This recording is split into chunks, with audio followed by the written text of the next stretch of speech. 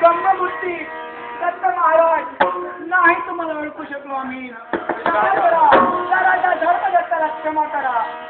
राजा, तुला जर काय वाटत असेल की तुझ्या दत्त उपासनेमध्ये खंड पडला असेल तर हा तुझा गैरसमज आहे. कारण मी स्वविकाराच्या वेशात आलो होतो. मी तुमच्या भक्तीवर प्रसन्न होऊन तुमची चिंता दूर करतोय. तुम्हाला मी पुत्र लाभाचा आशीर्वाद देतोय. पुत्रवती भव, पुत्रवती भव, पुत्रवती भव.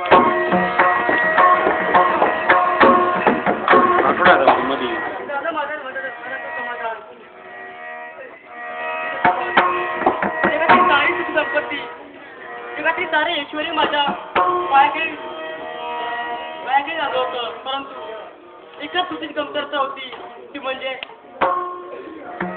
पुत्रप्राप्तीची. आणि तुमच्या या आशीर्वादामुळे तीही भरून निघाली.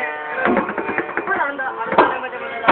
दत्त महाराज, तुमच्या कृपा आशीर्वादामुळे आम्हाला पुत्र संतती होणार असेल ठीक आहे.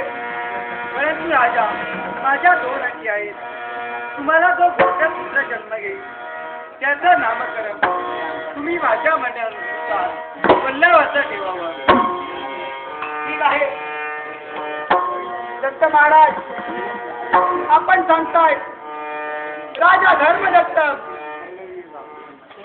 आणि सत्यवती तुम्हाला जो पुत्र होईल त्या पुत्राचं नाव तुमच्या इच्छेनुसार प्रभू, तुमच्या इच्छेनुसार वल्लभाचं ठेवावं. आणि आनंद आमच्या विसरू होतोय. हा वल्लभ दत्त महाराजांच्या आशीर्वादामुळे आम्हाला पुत्ररत्न होणार आहे आणि त्या पुत्राचं नाव आम्ही वल्लभाचं ठेवू. हा वल्लभ असं आम्ही तुम्हाला वचन देतोय. या साऱ्या विश्वाचा आहे.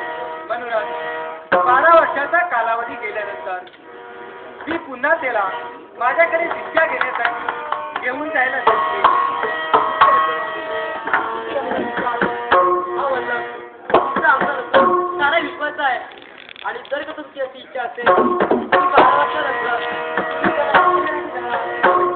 दत्त माऊली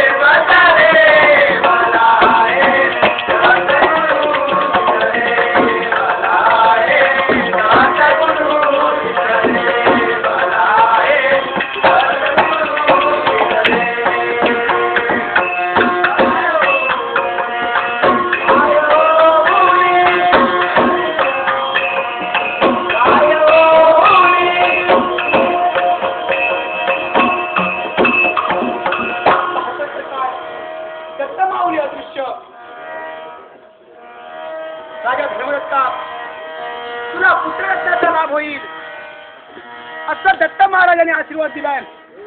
सत्यवती, आपण केलेली दत्त महाराजांची उपासना फळाला आली आणि त्या उपासनेचा आशीर्वाद म्हणून सत्यवती दत्त महाराजांनी आम्हाला पुत्र संतान होणार आहे आणि त्या पुत्राचं नाव दत्त महाराजांच्या कृपेमुळे वल्लभाचं ठेवावं अशी त्यांची इच्छा आहे. सत्यवती, घाबरू नकोस. दत्त महाराजांचा शब्द हा त्रिवार सत्य असणार आहे. म्हणून सत्यवती, घाबरण्याचं कोणतंही कारण नाही. विजय स्वामी, आम्ही त्यांच्या मनानुसार त्याचं नाव वल्लभ ठेवू.